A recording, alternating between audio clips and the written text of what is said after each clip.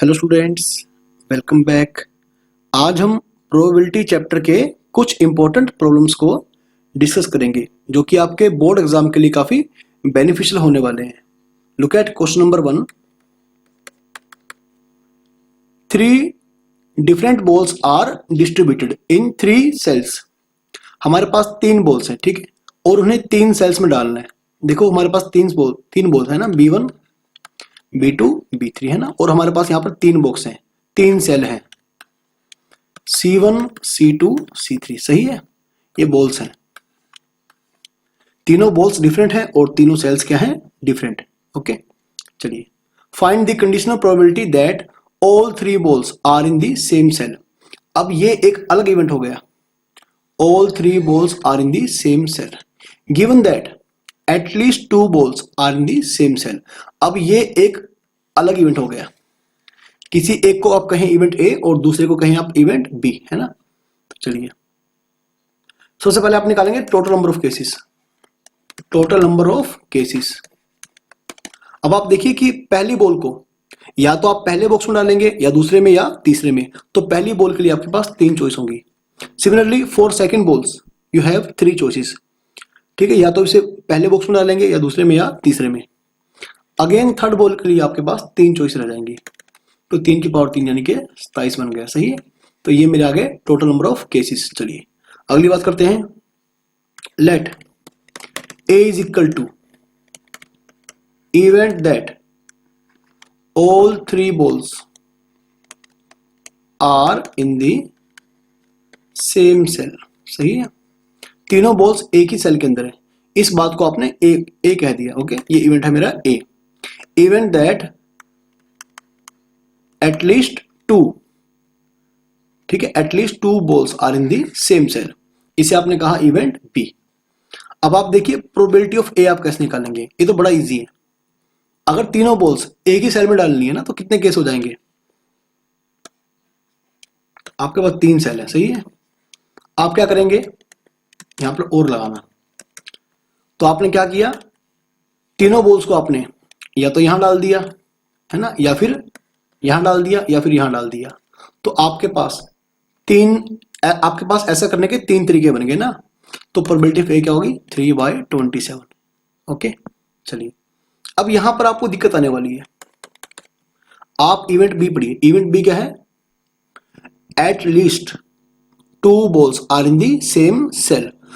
कम से कम 2 बॉल्स एक ही सेल में हैं। तो 2 केस बनेंगे, या तो 2 ही बॉल, है ना, एग्जैक्टली 2 बॉल्स एक सेल में हैं, या फिर तीनों की तीनों बॉल्स एक सेल में हैं। सही है, तो क्या होगा, probability that 2 balls are in the same cell। सही है, सेम सेल। और मतलब प्लस आ जाएगा ना, प्लस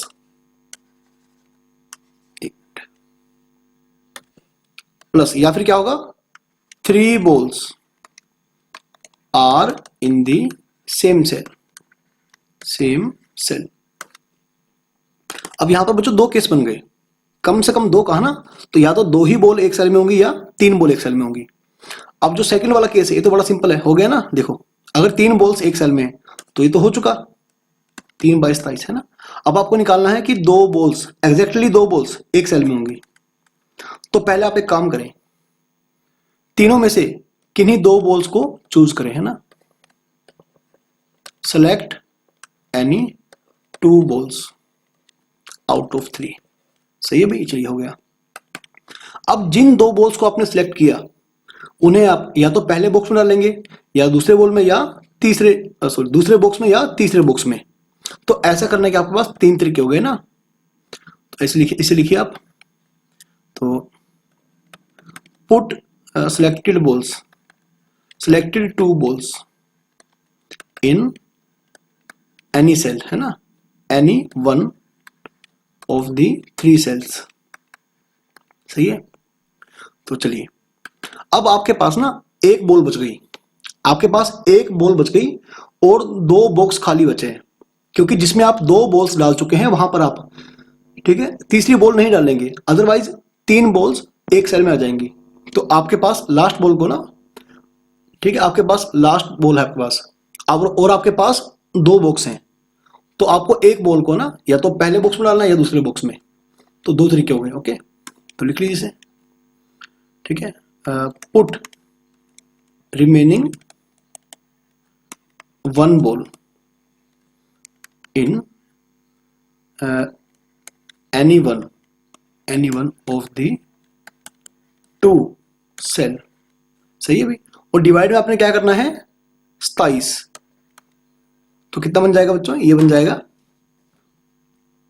3C23 बन गया, इंटू में 3 इंटू में 2 बाय में 27 प्लस 3/27। तो कितना बन गया बच्चों, 3 3 9 9 18 और 18 + 3 21, 21/27 बन गया। सही है, तो अभी आपको निकालना क्या है बच्चों, आपको निकालना है प्रोबेबिलिटी ऑफ A/B। आप ध्यान से क्वेश्चन पढ़ें, आपको कंडीशनल प्रोबेबिलिटी निकालना है A का, जब B पहले ही हो चुका है। अब आप थोड़ा सोचिए, फॉर्मूला क्या था, पहले आप ये देखिए फॉर्मूला क्या था, फिर बाद में सोचते हैं। प्रोबेबिलिटी B तो आप निकाल चुके, 21/27। सही है, probability of A intersection B।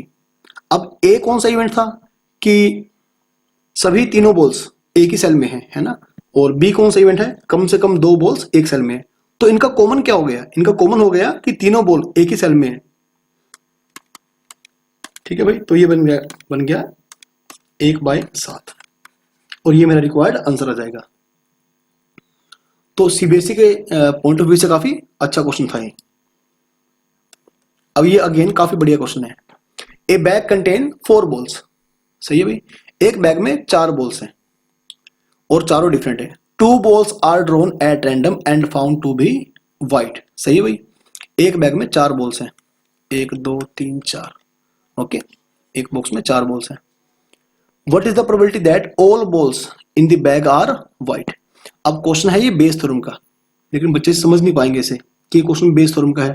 पहली बात तो यही है कि उन्हें डाउट होगा ये क्वेश्चन सही है गलत है, लेकिन ये क्वेश्चन बिल्कुल सही है। एक बैग में 4 बॉल्स हैं, ठीक है भाई। तो पहले आप ये माने कि लेट, थोड़ा कलर चेंज करते हैं, let even is equal to event that, ठीक है, there are exactly 2 white balls in the bag। ठीक है भाई आप देखिए कि एक बैग में 4 बॉल्स हैं, 2 बॉल गिर चुकी और दोनों के दोनों कैसी मिली, वाइट। तो ये कंफर्म है, 2 तो वाइट है ना। अब देखो ये एक अलग इवेंट है, 2 वाइट बॉल्स का एक, ठीक है, अलग ही इवेंट है ये कि बैग में केवल 2 ही बॉल वाइट है ना।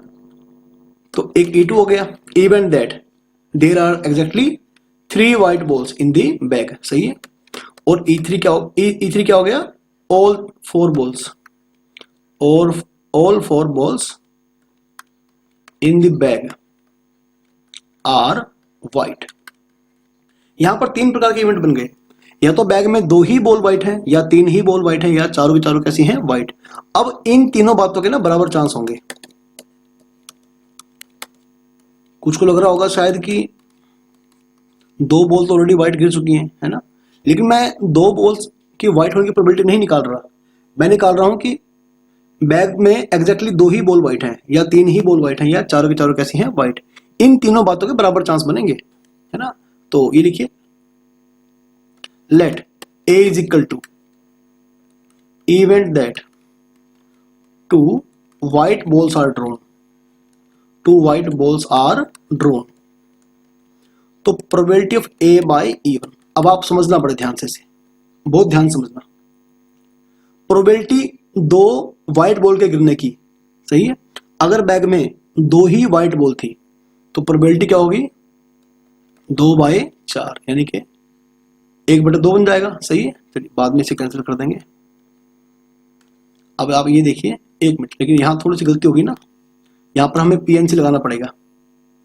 ठीक है, तो PNC आप कैसे लगाएंगे, 4 में से, ठीक है, 1 मिनट, 2 में से 2 वाइट गिरी और 4 में से 2 वाइट गिरी। सही है, चलिए अगली बात, probability of A by E2। अगर बैग में 3 बॉल्स वाइट हैं और 2 बॉल आप गिरा चुके हैं, तो 3c2 और बाय में 4c2। अब प्रोबेबिलिटी ए बाय E3 ये बना जाएगा, क्योंकि अगर चारों के चारों बोल्स कैसे हैं वाइट, तो 4 में से 2 गई और डिवाइड बाय 4c2 है ना, तो एक ही केस बनेगा ना। तो इसे आप निकाल लें भाई, कितना बन जाएगा ये 4c2, यानी कि ये हो गया आपका 4 इंटू में, हाँ ये 6 बन गया 1/6, और ये बन गया अभी 3/6। ओके, और ये बना गया। चलिए अब आपको निकालना क्या है, ये हमें पता है, आप ध्यान से क्वेश्चन पढ़ना, ये हमें पता है कि दोनों बॉल्स कैसी हैं, जो 2 बॉल गिरी वो कैसी हैं, वाइट, यानी हमें ए इवेंट का पता है। अब ये निकालना है कि बैग में चारों के चारों बॉल्स कैसी हैं, वाइट, यानी प्रोबेबिलिटी ऑफ E3 निकालना है। तो फॉर्मूला क्या होता है भाई, probability of E3, I think आप अब तक तो पढ़ ही चुके हैं, Bayes theorem, probability of E1 probability of A by E1, probability of E2 probability of A by E2 plus probability of E3 into probability of A by E3। सही है भाई। तो एक मिनट, बस यहाँ थोड़ा टाइम लगेगा मुझे। प्रोबेबिलिटी ऑफ E3 क्या है बच्चों, 1/3 ए बाय E3 यानी कि 1/3 into 1/6 plus 1/3 into 3/6 plus 1/3 into 1। Okay, तो 3 ये क्या आप कैंसिल कर देंगे, क्या बचेगा अभी 1/6 प्लस 3/6 प्लस 1 प्लस 3 प्लस 6 और ऊपर 6 चला गया, तो 6/10 यानी कि 3/5 आपका रिक्वायर्ड आंसर आ जाएगा ना। तो आई थिंक आपको समझ में आ रहा है, काफी बढ़िया क्वेश्चन था बच्चों ये, बस आप क्वेश्चन के नेचर को समझें, क्योंकि ऐसा लगता है कि शायद इसकी स्टेटमेंट ही गलत है। हाँ, अब ये क्वेश्चन काफी सिंपल सा क्वेश्चन है। A coin is tossed 3 times, sorry, a coin is tossed until a head appears or until it has been tossed 3 times। एक कॉइन को आप तब तक फेंकेंगे कि जब तक, ठीक है, हेड ना आ जाए, या फिर उसे 3 बार फेंकना है। ठीक है भाई, तो ये हम कैसे करने वाले हैं, एक मिनट थोड़ा वेट करें, ये थोड़ा हैंग हो गया शायद। हाँ ठीक है, हाँ लिखिए बच्चों, सैंपल स्पेस क्या बन जाएगा इसका, या तो पहले क्या होगा, पहले आपका हेड आ जाएगा और केस खत्म, या फिर पहले अगर आपका टेल आया ना तो क्या होगा, आपको दोबारा कॉइन गिरना पड़ेगा तो फिर आपका हेड आएगा। देखो या तो ऐसे हेड आएगा, या फिर लास्ट तक आपका हेड आएगा ही नहीं। कॉइन को या तो 3 बार फेंका जाना है, या फिर तब तक फेंकिए कि जब तक हेड ना आ जाए। तो ये सारी पॉसिबिलिटी बन जाएंगी। अब यहां पर 2 प्रकार के इवेंट है ना, इवेंट बी मान ले, कौन सा, given that head doesn't appear on first toss, तो पहले टॉस पे हेड नहीं है, तो कौन से केस बनेंगे, tail head, tail tail head, tail tail tail. और ए इवेंट क्या है, what is the probability that coin is tossed thrice, coin 3 बार फेंका गया, तो tail tail head, tail tail tail. तो अपने को निकालना क्या है, अपने को निकालना है probability of A by B, यानी कंडीशनल प्रोबेबिलिटी निकालनी है ना, ए की, जब बी ऑलरेडी गिवन है। तो पहले आप निकालिए। अच्छा, फॉर्मूला क्या होगा, फॉर्मूला होगा probability of A intersection B by probability of B. आप इंटरसेक्शन निकाल लें तो क्या आएगा, इंटरसेक्शन में ही आएगा, tail tail head, tail tail tail. सही बात है। अब आपको निकालना है probability of A intersection B.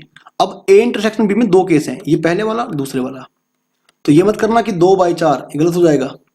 Probability of tail tail tail या तो ये होगा, या probability of tail tail head होगा। ठीक है, बाय में प्रोबेबिलिटी ऑफ बी, बी में कितने केस हैं, 1 2 3, या तो है ना ये आएगा, या फिर probability of tail tail head, या फिर probability of tail tail tail. अब क्योंकि ये जो, ठीक है, इवेंट्स हैं ये इक्वल लाइकली नहीं है, आप ध्यान रखिए। टेल टेल टेल, तो कैसे निकालेंगे आप, probability of tail into probability of tail into probability of tail, probability of tail, probability of tail, probability of head. देखो जैसे आप कोई सैंपल स्पेस बनाते हैं, सपोज टोटल केस हैं 7, है ना, तो इवेंट में आ रहे हैं 2 केस, तो आप प्रोबेबिलिटी निकालते हैं 2/7। लेकिन आप ऐसा तब करते हैं जब सभी इवेंट्स कैसे होते हैं, ठीक है, म्यूचुअली सॉरी, ठीक है भाई, वो कैसे होंगे, इक्वली लाइकली, इक्वली लाइकली। ये लेकिन यहाँ पर कैसे हैं इवेंट, देखो इक्वली लाइकली कहीं से नहीं है। यहाँ पर टेल हेड है, यहाँ पर टेल टेल हेड है, यहाँ पर टेल टेल टेल है, तो हम प्रोबेबिलिटी सिंपली इसकी नहीं निकाल सकते। अब आपको ऐसा करना पड़ेगा, probability of tail, probability of head plus probability of tail, probability of tail, probability of head plus probability of tail, probability of tail, probability of tail, है ना, ऐसे निकालेंगे आप। तो 1/2 into 1/2 into 1/2 plus 1/2 into 1/2 into 1/2 divided by 1/2 into 1/2 plus 1/2 into 1/2 into 1/2 plus 1/2 into 1/2 into 1/2। तो क्या आएगा भाई, 1/8 और 1/8, 1/4 बन जाएगा, 1/4 और 1/4, तो ये बन जाएगा भाई 1/2। तो यही बच्चों आपका रिक्वायर्ड आंसर होगा। ठीक है, काफी अच्छा क्वेश्चन था ये, क्योंकि मैं वही क्वेश्चन करवा रहा हूं कि जहां पर बच्चों को अक्सर डाउट आता है। अब आप ये देखिए question number 4, consider the experiment of tossing a coin if the coin shows head. देखो अगर आया head, it is tossed again, अगर पहले उछालते ही सिक्के पर क्या आया हेड, तो दोबारा गिरा जाएगा। दोबारा या तो हेड आ सकता है और दोबारा टेल आ सकता है ना, 2 केस बन जाएंगे। लेकिन अगर शुरुआत में क्या आ गया tail, then a die is thrown, अगर यहां पर मान लो टेल आ गया, एक डाई फेंकी गई है, तो डाई पे 1 भी आ सकता है, डाई पे 2 भी आ सकता है, डाई पे 3 भी आ सकता है, T3, T4, T5 and T6, है ना, डाई पे भी आ सकता है। चलिए भाई, ये बन गया सैंपल स्पेस। और ये सभी इवेंट्स में ना देखो, ये सभी सैंपल पॉइंट क्या है, इक्वली लाइकली नहीं है, ये इक्वली लाइकली कहीं से नहीं है। तो आप ये मत करना कि मैं आपसे पूछूं प्रोबेबिलिटी ऑफ टेल 6 क्या होगी और आप कहेंगे कि 1/8, तो आंसर आपका गलत आ जाएगा। ये सभी सैंपल पॉइंट कैसे हैं, इक्वल लाइकली नहीं है। इन सब की प्रोबेबिलिटी क्या होगी, डिफरेंट डिफरेंट आएगी भी।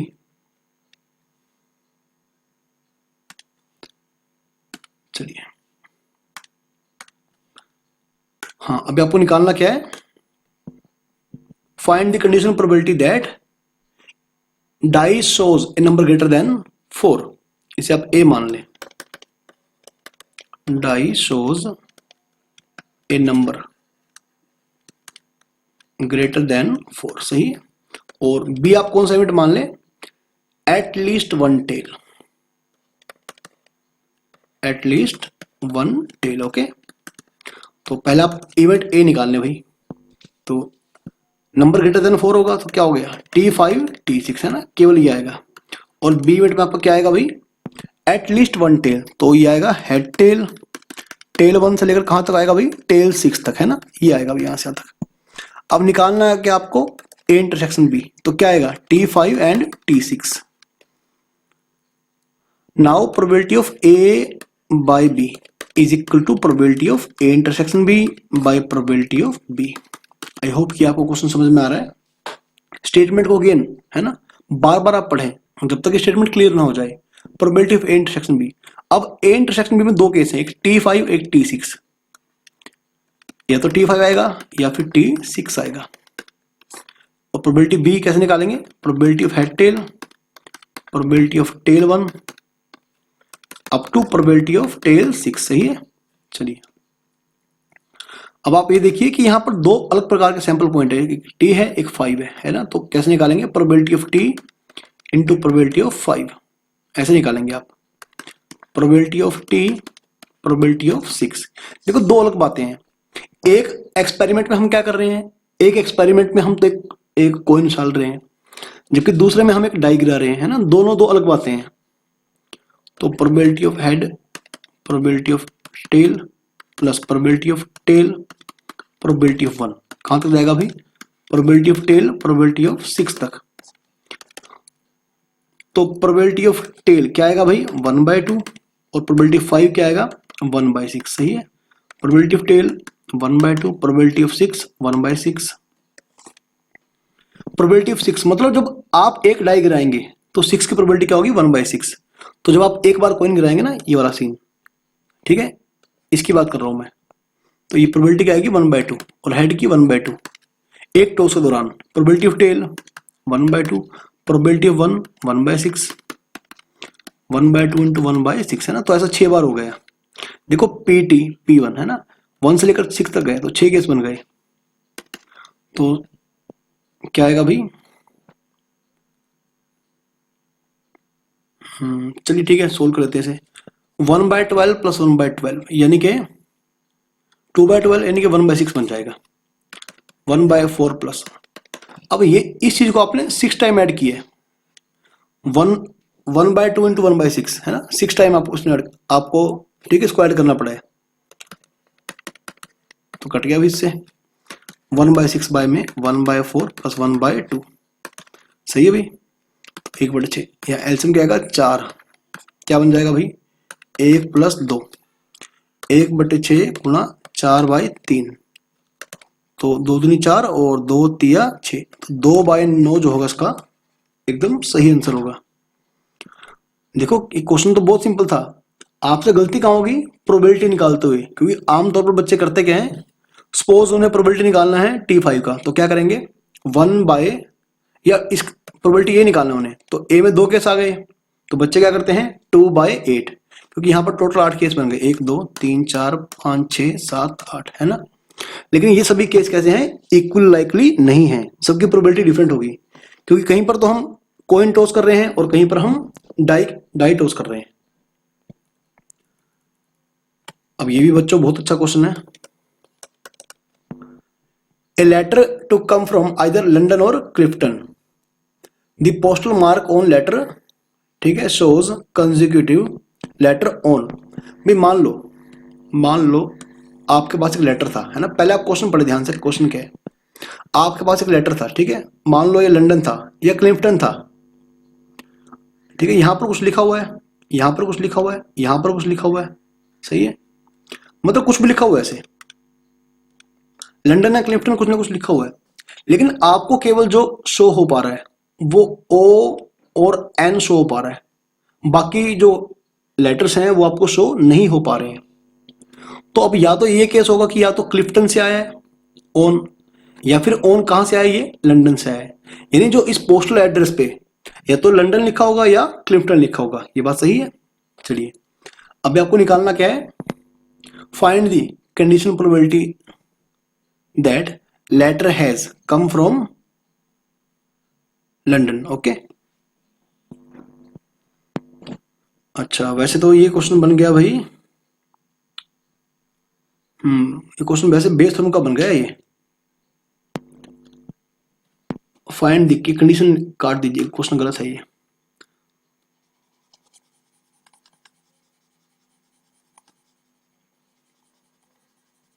चलिए अब स्टार्ट करते हैं। तो let A1 is equal to event that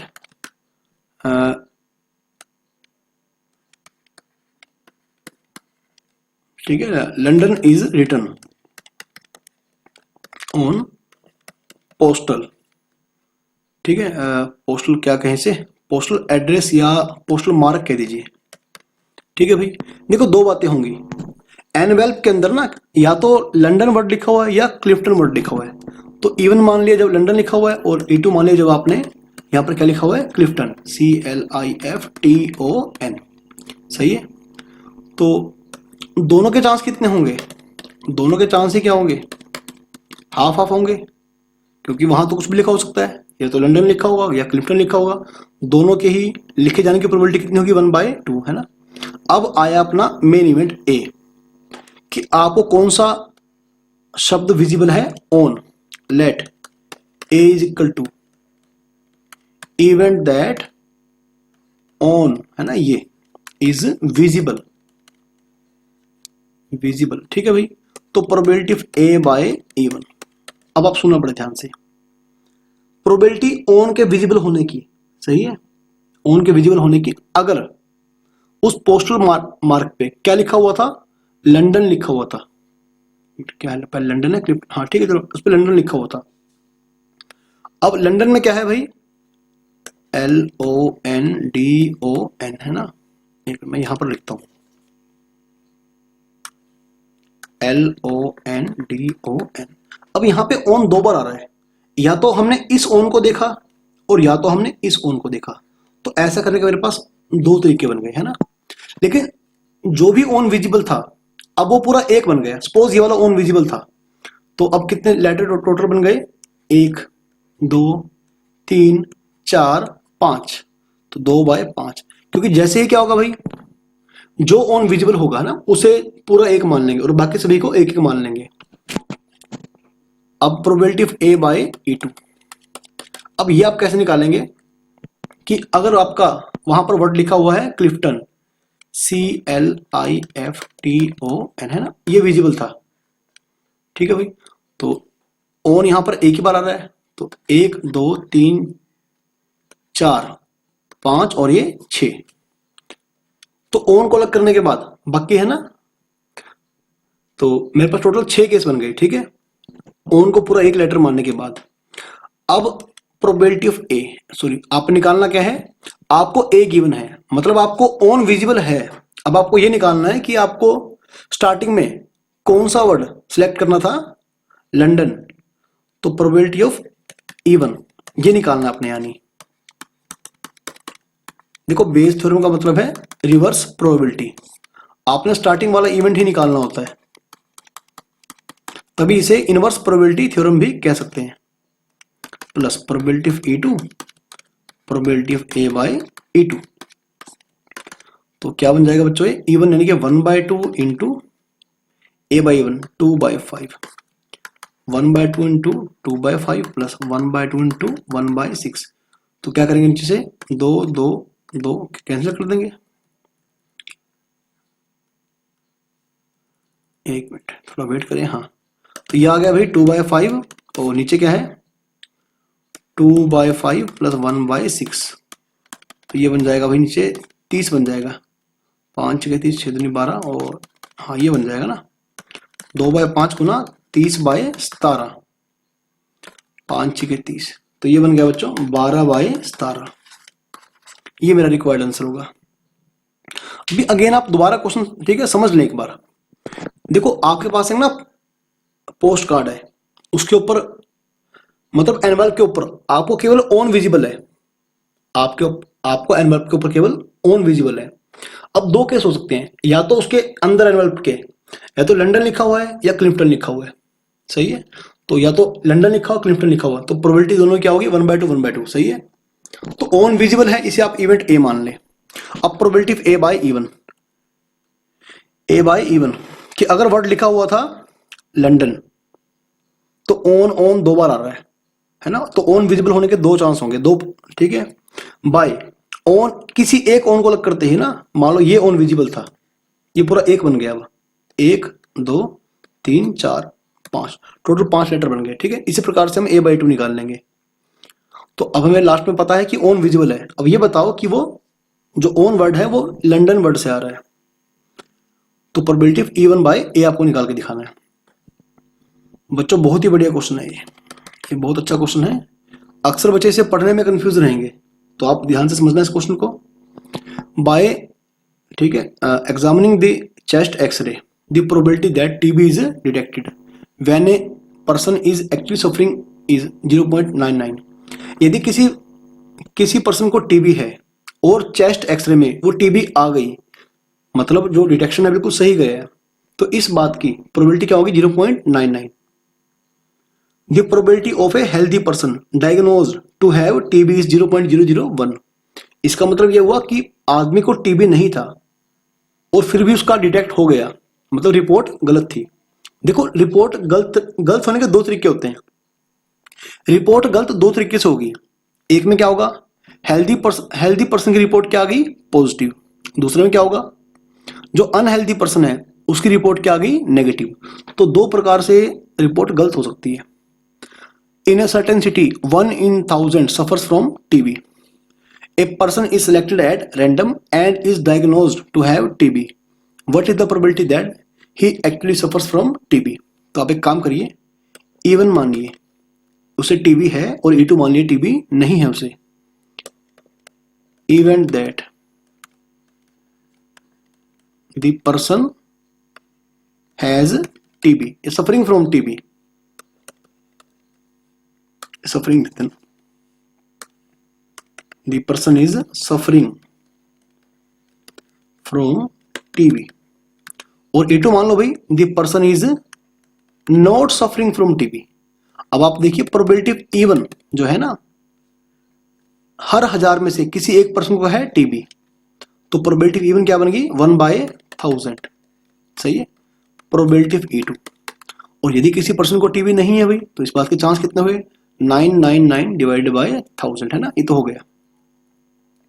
अब ए, अब आप क्वेश्चन ध्यान से पढ़िए, किसी पर्सन का टेस्ट हुआ है ना, उसकी चेस्ट एक्सरे रिपोर्ट क्या आई पॉजिटिव, इसका मतलब ये नहीं है कि उसको टीबी है, केवल रिपोर्ट पॉजिटिव आया है, इस बात को आप ए बोलें, हालांकि रिपोर्ट गलत है, सही है, बात की बात है, केवल डिटेक्ट होना, इसे आप ए मानेंगे।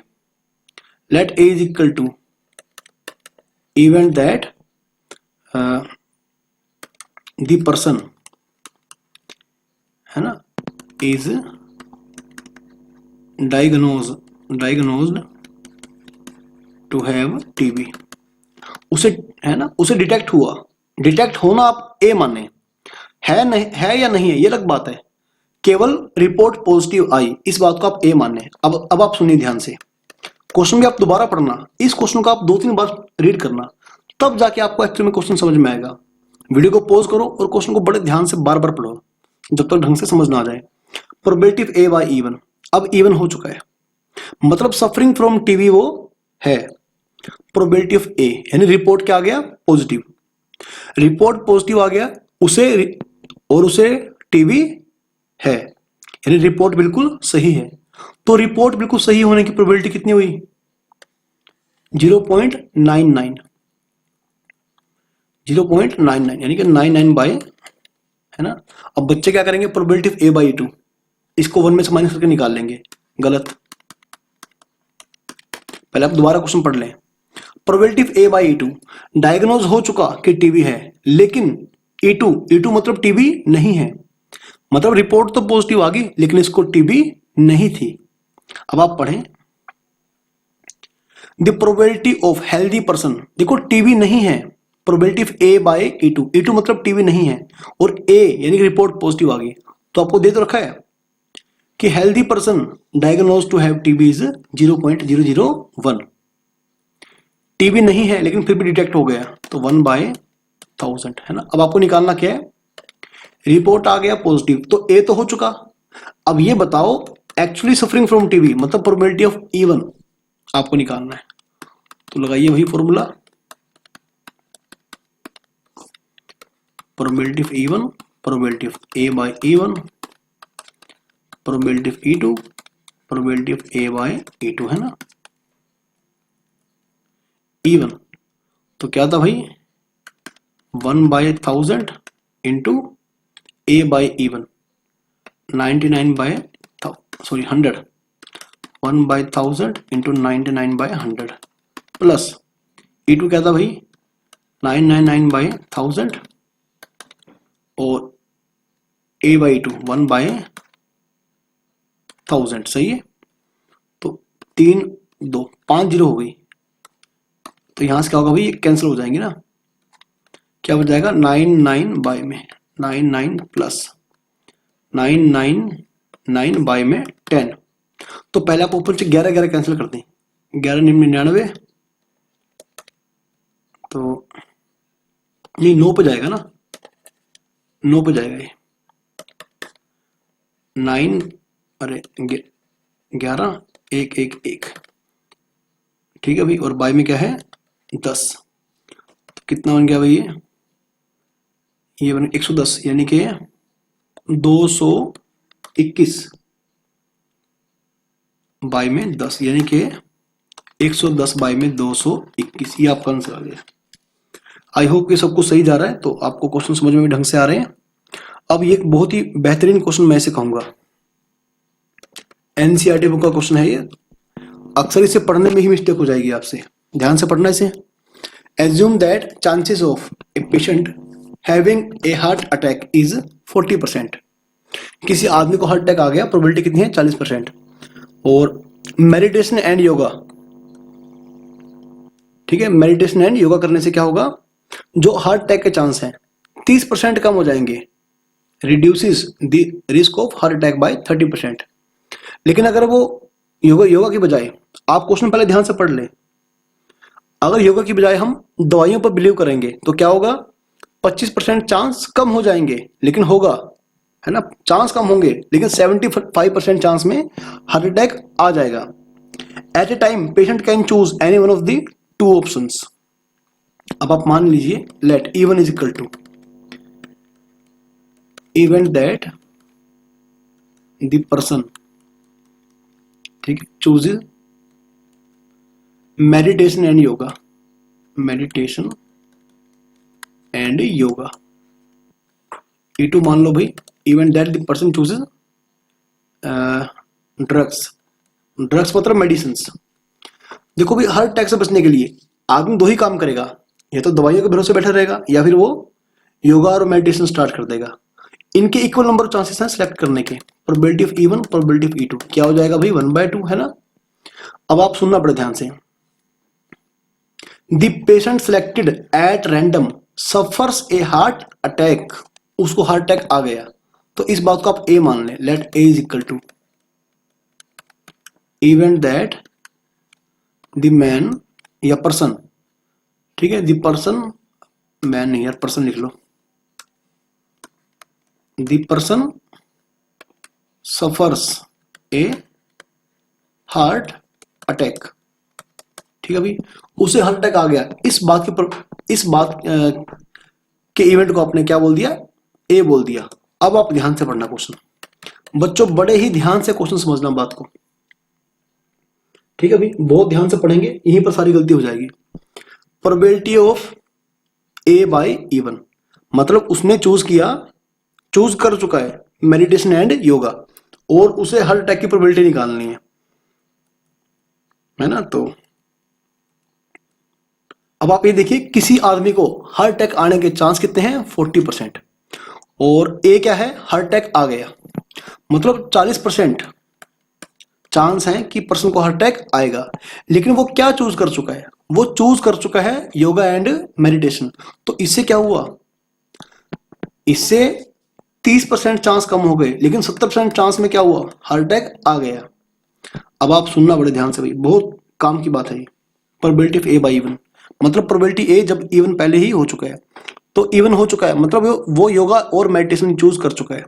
प्रोबेबिलिटी ऑफ ए मतलब हार्ट अटैक आने की प्रोबेबिलिटी तो कितनी थी 40/70, ठीक है। लेकिन योगा एंड मेडिटेशन चूज करने से इस 40% का कितना चांस रह गया 70%, 30% केस में वो बच गया, लेकिन हम बचने कहीं नहीं निकाल रहे, हम प्रोबेबिलिटी निकाल रहे हैं हार्ट अटैक आने की।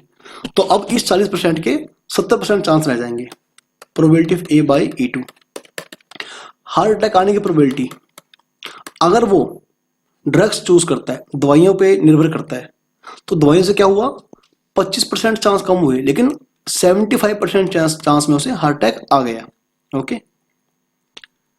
तो निकालना क्या आपने, उसे हार्ट अटैक आया, ऐसा गिवन है, उसे हार्ट अटैक आया, ये बताओ कि उसने कौन सा कोर्स फॉलो किया था, मेडिटेशन एंड योगा, है ना। उल्टी प्रोबेबिलिटी हो गई, प्रोबेबिलिटी ऑफ E1 बाय ए निकालना है हमने, तो probability of E1 probability of A by E1 divided by probability of E1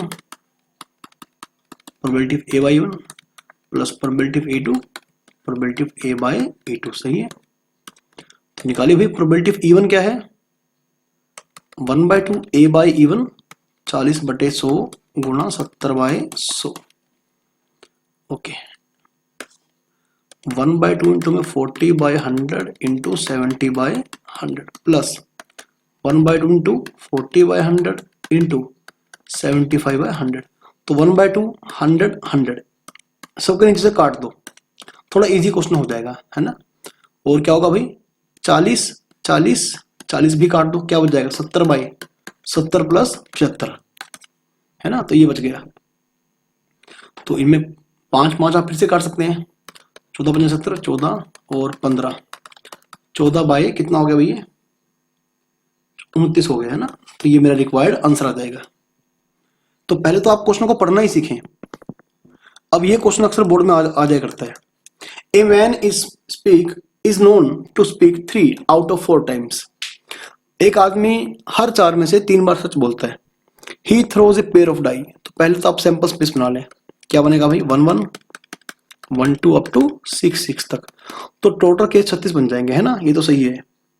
and reports that, उन्होंने रिपोर्ट किया कि सम क्या आया 9, sum of numbers on die is 9। Report किया, आया नहीं आया वो बात अलग है, रिपोर्ट किया। तो let E1 is equal to event that sum is 9। E2 क्या है भाई, सम इज नॉट 9।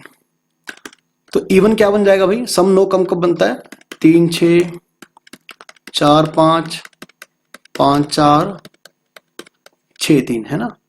तो प्रोबेबिलिटी ऑफ E1 क्या आएगी बच्चों, ये आएगी 4/36। और प्रोबेबिलिटी ऑफ E2 जो आएगी क्या आएगी भाई, 32/36। सही है। अब let A is equal two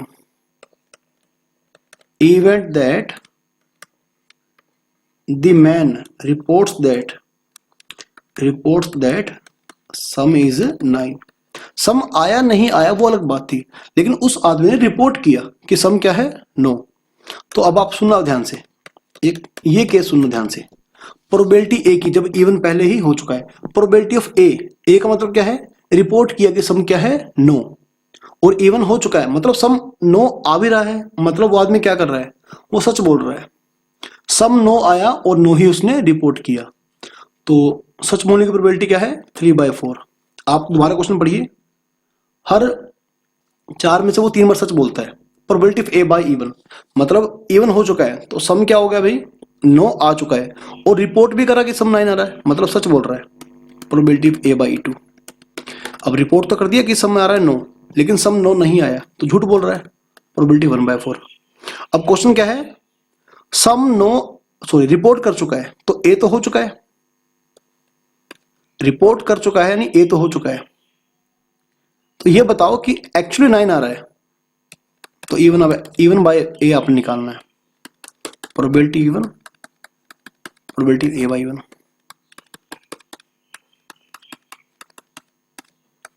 plus E2 probability A/E2, है ना। प्रोबेबिलिटी E1 क्या है बच्चों, 4/36 और A/E1 3/4, 4/36 गुणा 3/4 प्लस 32/36 गुणा में 1/4। तो 36 4 कैंसिल कर दें भाई, 4 3 12 और 4 3 12 प्लस 32 कितना बन गया बच्चों, ये बन गया 44। ठीक है भाई, तो 4 3 12 और 11 चौक 44। तो अपना आंसर जो आएगा बच्चों क्या आएगा, ये 3/11 आ जाएगा। ठीक है, कैलकुलेशन यदि आपको गलत लगे फिर भी आप एक बार चेक कर लेना। ये काफी बढ़िया क्वेश्चन है भाई, और ये क्वेश्चन थोड़ा गलत हो गया बच्चों। ठीक है, ये थोड़ा गलत हो गया। ये probability of A I think गलत है बच्चों क्वेश्चन, है ना। आई थिंक क्वेश्चन ऐसे नहीं है ये। ठीक है, और एक मिनट मैं ये क्वेश्चन चेक कर लूं एक बार, क्या था ये गलत है भाई ये बच्चों, इसकी जगह पर ये आएगा। ठीक है, probability I think A complement intersection, हाँ यही है बच्चों, ध्यान आ रहा है क्वेश्चन, यही है ये टाइपिंग मिस्टेक हो गई मुझसे, तो यहां पर ये है। चलिए अब दोबारा क्वेश्चन पढ़ते हैं। If A and B are two independent event, तो इंडिपेंडेंट का मतलब क्या हुआ कि probability of A intersection B is equal to probability of A into probability of B. सही है, पहली बात।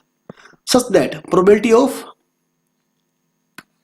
ए इंटरसेक्शन बी कॉम्प्लीमेंट कितनी है 1/6। सही है बच्चों, आप सुनना, पहले आप एक काम करिए, प्रोबेबिलिटी ऑफ ए आप क्या मानिए भाई x मान लीजिए, प्रोबेबिलिटी ऑफ ए आप मान लो x, तो प्रोबेबिलिटी ऑफ ए नोट क्या होगी 1 - x।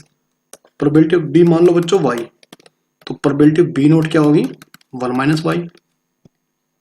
सही है, और आप एक रिजल्ट पढ़ चुके हैं, if A and B are independent independent, then number 1, A and B complement are independent,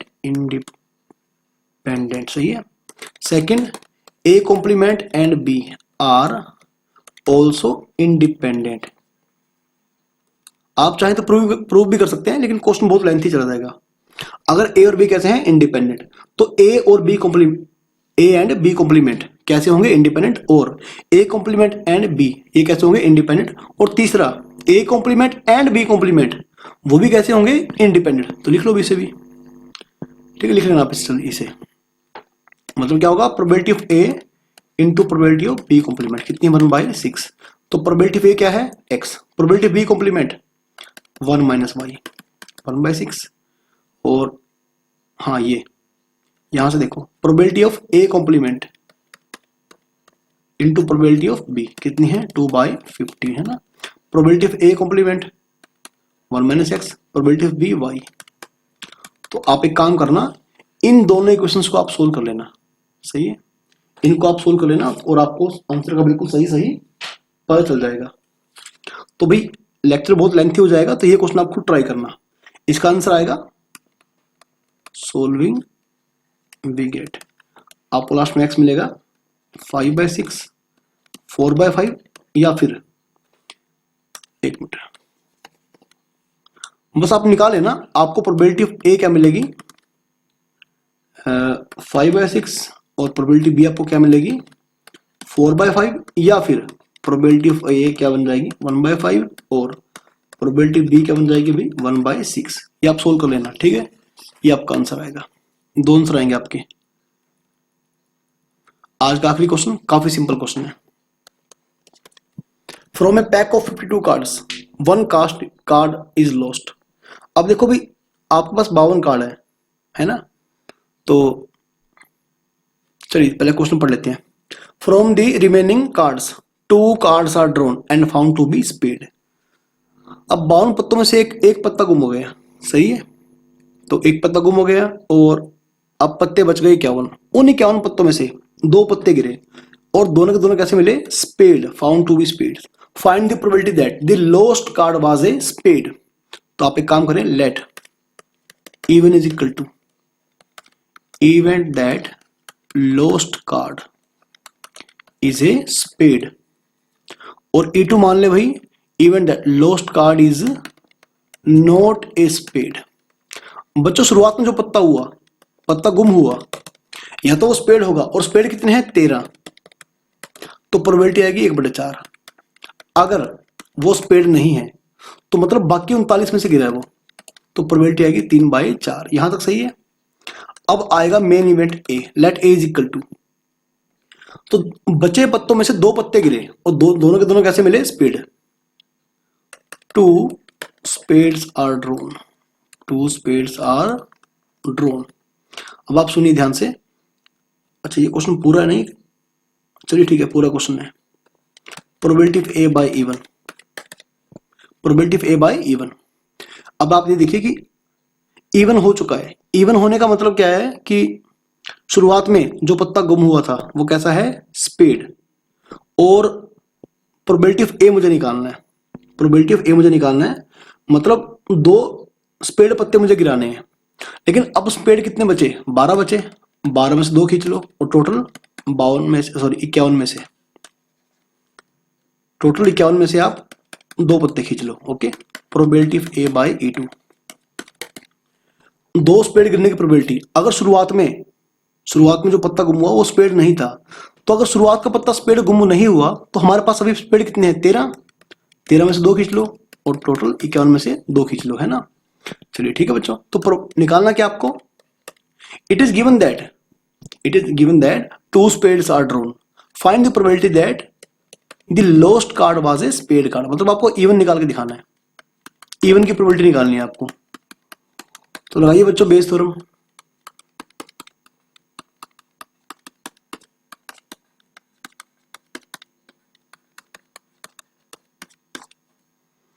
probability of even मतलब के 1/4 और 12 C2 बाय में 51 C2। जहां तक हो सके कैलकुलेशन बचा ले करो, 1/4 इंटू में 12c2 बाई में 51c2 प्लस 3/4 इंटू में 13c2 बाई में 51c2।